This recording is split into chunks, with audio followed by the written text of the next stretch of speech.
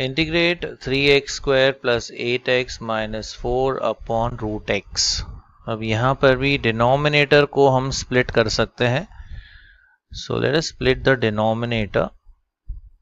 तो ये आएगा 3x स्क्वायर अपॉन, अब रूट x को हम लिख सकते हैं as x raise to half, plus 8x upon x raise to half minus 4 upon x raise to half dx।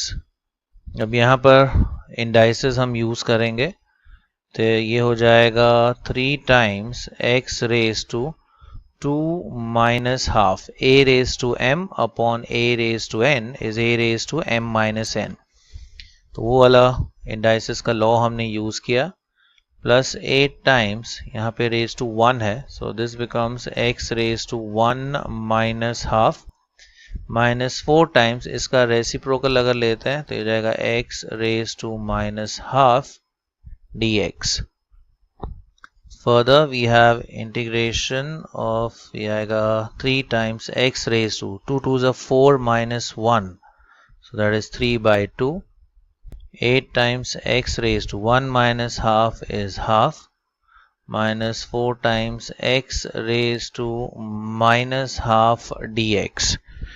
और अब ये 3 टर्म्स का हम इंटीग्रेशन करेंगे, तो ये 3 एज इट इज। यहाँ पे x रेज टू n का फॉर्मूला आएगा, so x raise to n plus 1 upon n plus 1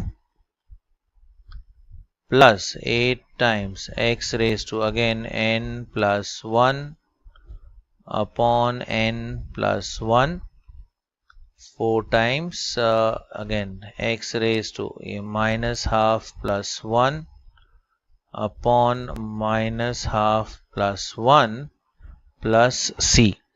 Now let us simplify this। ये आएगा 3 times x raised to, now 2 ones are 2 plus 3, so ये आएगा 5 by 2 upon में 5 by 2 plus 8 into x raised to, now half plus 1, so that is 3 by 2 upon 3 by 2 and minus 4 into x raised to, now 1 minus half, so that is half upon half plus c।